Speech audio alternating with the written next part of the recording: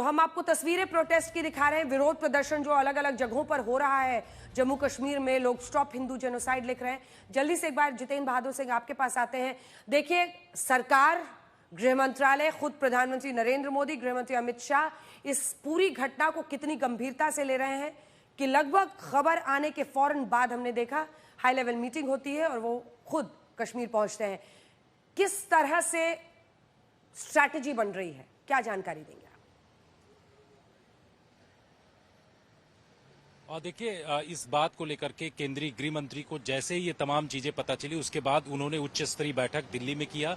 दिल्ली में बैठक करने के तुरंत बाद वो जो है सीधे श्रीनगर के लिए रवाना हुए और वहां पर भी एक बैठक उनके द्वारा किया गया जिसमें तमाम जो सुरक्षा के अधिकारी, एलजी, इसके साथ ही जम्मू कश्मीर के मुख्यमंत्री वहां पर मौजूद रहे। लेकिन अंजना, आपको बता दें कि जिस तरीके की ये पूरी साजिश हुई है इसमें कहीं ना कहीं पाकिस्तान और पाकिस्तानी खुफिया एजेंसी आईएसआई का हाथ जरूर दिखाई पड़ रहा है। ये हालांकि जांच का विषय है और इस पर एनआईए जो है जांच करेगी। एनआईए की एक टीम, जानकारी ये मिली है कि कल जो है वो दिल्ली से रवाना होगी और दूसरी टीम जो है वो रवाना होगी जम्मू से, जो एनआईए का ब्रांच ऑफिस है वहां से वो सीधे पहलगाम के लिए जाएंगे। लेकिन सबसे पहले जो है वहां पर सर्च ऑपरेशन जो सिक्योरिटी फोर्सेस के द्वारा किया जा रहा है, उन तमाम इलाकों को जो कॉर्डन ऑफ किया गया है, कल सुबह से एक बड़ा ऑपरेशन लॉन्च किया जाएगा। जानकारी यह है कि 4 से 6 जो आतंकी इस इलाके में छुपे हो सकते हैं उन जंगली इलाकों में। इसके लिए तमाम एजेंसियां जो हैं, चाहे आर्मी हो, पैरामिलिट्री फोर्स हो और ये लोकल पुलिस, ये तमाम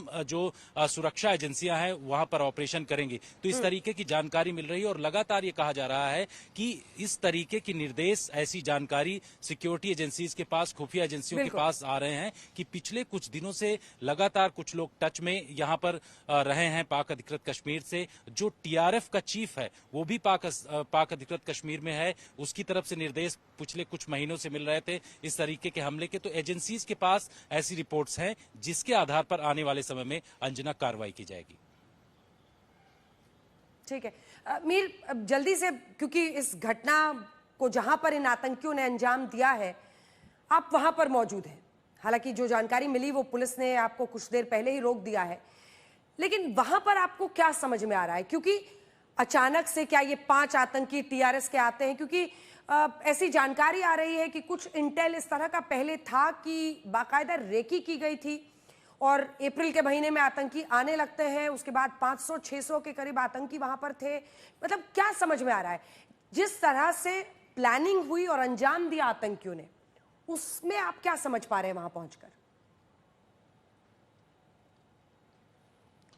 अंजना, जिस तरीके से जो टूरिज्म का माहौल बना है और सरकार ने बार बार इसको जो नॉर्मलसी के साथ लिंक किया है, एक इंडिकेटर दिखाया है कि देखिए कैसे हालात बदले हैं, जो बदले भी हैं ग्राउंड पे, और सब कुछ अच्छा चल रहा है। कश्मीर में टूरिज्म का व्यवसाय अच्छा चल रहा है, सारे बिजनेसेस अच्छे चल रहे हैं। तो ये चीज़ हमेशा खलती है जो आतंकी संगठन हैं, जो हैंडलर्स हैं, और कश्मीर में बार बार जब भी ऐसा माहौल बनता है तो खराबी ज़रूर होती है। लेकिन इस बार वो एक कदम आगे निकल गए हैं। जिस तरीके से कैजुअलिटीज हुई हैं, जिस तरीके से लोगों को मारा गया है, आप इस इलाके की बात करें, ज्यादातर इसको सेफ समझा जाता था क्योंकि अमरनाथ यात्रा जो होती थी उससे पहले पूरा इलाका सैनिटाइज होता था और चप्पे पे सुरक्षा होती थी। और हिस्टोरिकली भी पहलगाम की बात करें तो सेफ ही रहा है, ज्यादा यहाँ आतंकी घटना नहीं हुई है। लेकिन इसी चीज का फायदा उठाया है और कहीं ना कहीं सुरक्षा बल भी ये लेके बैठे थे कि शायद अमरनाथ यात्रा अभी दूर है तो कोई ऐसा हमला नहीं होगा। इंटेल एजेंसीज का जरूर यहाँ फेलियर है, क्योंकि अगर इतना बड़ा ग्रुप यहाँ से जंगलों से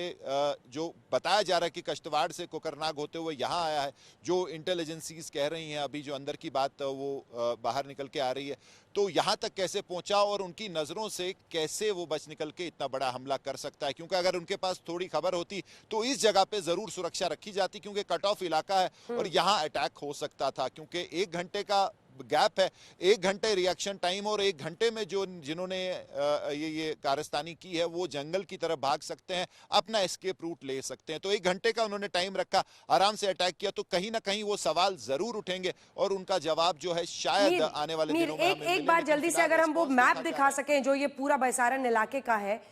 देखिए, ये तो एक मेडो, मतलब बीच में जगह है जहां पर सब लोग इकट्ठा थे, लेकिन आसपास चारों तरफ से वो घने जंगल हैं। ये जरा जूम इन कर दीजिए, इसको फुल स्क्रीन दिखा दीजिए। अगर यहां पर आपको सर्च ऑपरेशन करना है तो रात एक बड़ा चैलेंज होगा और अपने आप में भी एक चैलेंज है। 2 लाइन का जवाब। जी बिल्कुल बिल्कुल। जी जी जी जी, रात बहुत बड़ा चैलेंज है क्योंकि रात में आपको जो आसमान में आंखें हैं वो भी बंद हो जाती हैं, जो आपके ड्रोन्स हैं, जो यूएवीज हैं, वो काम नहीं कर सकते। आपको जो है धीरे धीरे आगे बढ़ना पड़ेगा और आपको कैजुअलिटीज का भी खतरा है अगर आपकी मुठभेड़ होती है। तो कई सारे चैलेंजेस हैं रात में, लेकिन जिस तरह की घटना हुई है लग नहीं रहा कि रात को भी ऑपरेशन रुकेगा। प्रेशर बहुत है सुरक्षा बलों पर कि रिजल्ट दें, और जब अब अमित शाह खुद यहाँ पहुंचे हैं तो सारे बेल्ट फोर्सेज यहाँ हैं और अभी भी मैं आपको कर सकता हूं कि ऑपरेशन चल रहा है और ऑपरेशन चल रहा है और पूरे देश में बस इसी बात का इंतजार है कि जिन आतंकियों ने इस घटना को अंजाम दिया है वो अपने अंजाम तक पहुंच जाए।